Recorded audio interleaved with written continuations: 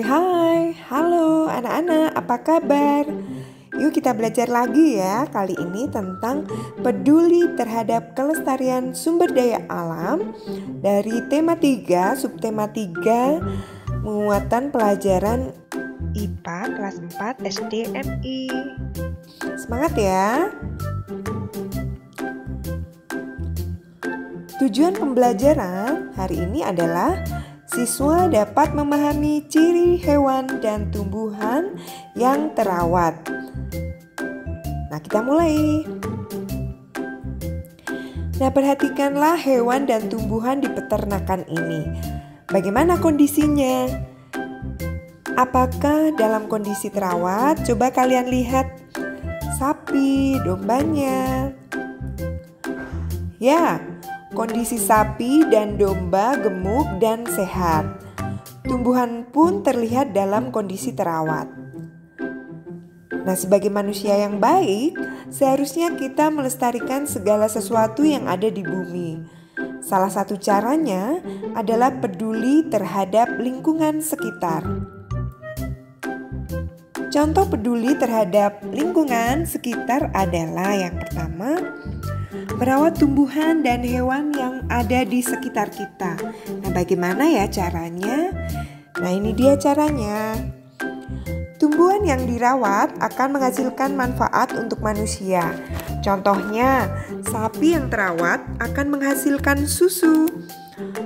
Susu banyak mengandung gizi bagi manusia. Nah, sekarang kita belajar tentang ciri-ciri tumbuhan dan hewan yang terawat. Yang pertama tentang tumbuhan. Nah, ciri-ciri tumbuhan yang terawat adalah yang pertama, daunnya tebal dan tidak layu seperti pada gambar ini. Dan kemudian batangnya kuat. Yang ketiga, tidak terdapat hama. Dan kemudian ciri-ciri hewan yang terawat, badannya sehat, bulunya indah, dan tidak berkutu. Nah, sekarang yang kedua, melakukan gerakan penghijauan. Maksudnya menanam tumbuhan atau bibit pohon di tempat-tempat yang kekurangan lahan hijau atau kering. Contohnya gerakan reboisasi.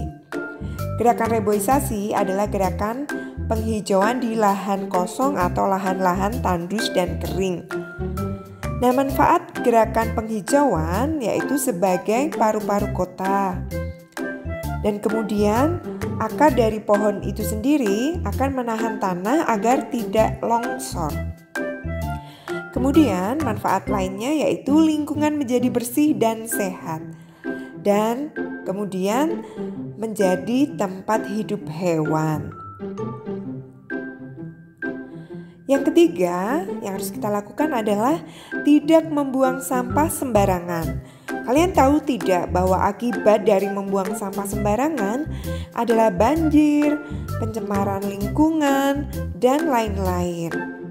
Contohnya, plastik yang terkubur akan mencemari tanah. Kemudian limbah cair yang terbuang di sungai akan mencemari airnya. Nah, airnya itu nanti tidak bisa kita gunakan. Yang keempat yang harus kita lakukan adalah selalu menjaga kebersihan. Dengan cara menjaga kebersihan lingkungan, udara, dan lingkungan kita akan menjadi bersih dan asri. Nah, sekarang amatilah gambar berikut dan centanglah gambar hewan dan tumbuhan yang terawat. Coba kalian centang dulu di buku ya. Kalian pause video ini dulu. Nah, sekarang akan kita bahas. Yang termasuk gambar hewan dan tumbuhan yang terawat adalah nomor 2, 4, 6, 7, 8, 12, dan 15. Nah, lahan kosong yang tidak terawat tadi yang kita bahas itu membuat lingkungan tidak sedap dipandang.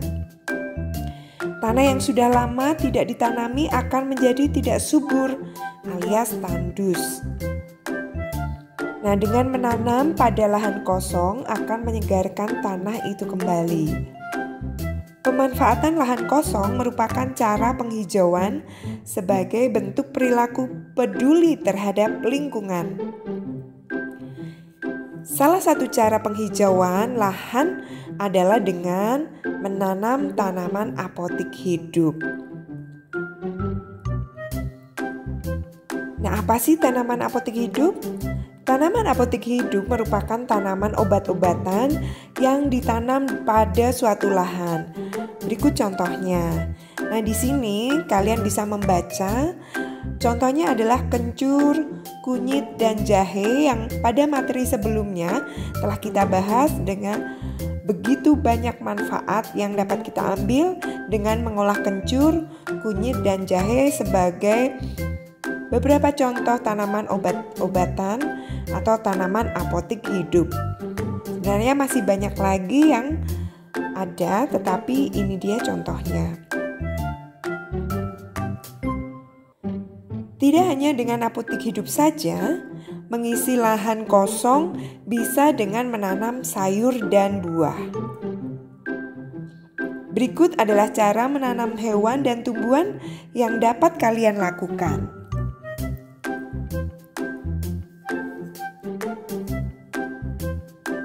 Yang pertama, ini kalian bacalah bacaan ini ya. Merawat tumbuhan dan hewan. Gisel mengingat pengalamannya ketika bertemu dengan Pak Geri. Pak Geri mempunyai kebun dan peternakan. Gisel pun diajak ayah dan ibunya berkunjung ke sana. Di kebun Pak Geri, Gisel menemukan beberapa tanaman obat yaitu lengkuas, lidah buaya, dan sirih. Di sana juga ada hewan ternak, yaitu sapi, kerbau, kambing, ayam, dan juga bebek. Mereka diajak berkeliling melihat tanaman dan hewan ternak. Gisel juga melihat Pak Geri menyiram tanamannya.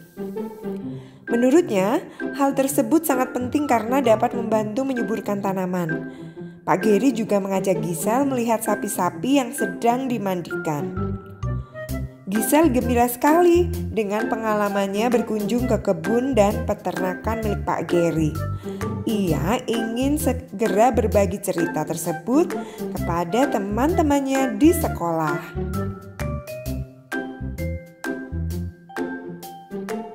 Dalam bacaan tadi sudah disebutkan beberapa cara merawat tumbuhan dan hewan. Pastinya kalian sudah tahu ya. Nah, sekarang kita buat peta konsepnya. Nah, sekarang carilah kembali cara lainnya dalam mencintai tumbuhan dan hewan melalui peta konsep berikut ini. Nah, ini adalah peta konsep cara mencintai tumbuhan dan hewan. Apakah itu? Yang pertama, membersihkan badan hewan piaraan secara rutin. Kemudian memotongi daun-daun yang kering. Dan kemudian jangan lupa memberi pupuk dan menyiram tanaman. Yang keempat, menempatkan tanaman pada tempat yang terkena sinar matahari. Dan yang kelima, memberi makan hewan piaraan. Dan yang keenam sebagai contoh yaitu memeriksakan hewan piaraan secara berkala. Nah, nanti kalian jangan lupa mencari tahu sendiri cara mencintai tumbuhan dan hewan. Nah, sekarang tugasnya yaitu apa yang telah kamu lakukan sebagai wujud cinta terhadap hewan dan tumbuhan? Tulislah jawabanmu pada buku tulis. Nah, demikian tadi pembelajaran kita hari ini.